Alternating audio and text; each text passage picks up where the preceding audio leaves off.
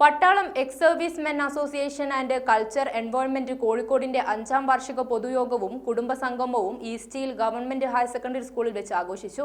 School principal Sivaraman പരിപാടി ഉദ്ഘാടനം ചെയ്തു. പട്ടാളം ex service men association and cultural environment കോഴിക്കോടിന്റെ 5ാം വാർഷിക പൊതുയോഗവും കുടുംബസംഗമവും ഈസ്റ്റ്ഹിൽ ഗവൺമെന്റ് ഹയർ സെക്കൻഡറി സ്കൂളിൽ വെച്ച് ആഘോഷിച്ചു. സ്കൂൾ പ്രിൻസിപ്പൽ ശ്രീ ശിവരാമൻ പരിപാടി ഉദ്ഘാടനം ചെയ്തു. അസോസിയേഷന്റെ സെക്രട്ടറി സി സുനിൽകുമാർ VM വാർഷിക റിപ്പോർട്ടും സെക്രട്ടറി മുരളി വരവ് ചെലവും അവതരിപ്പിച്ചു.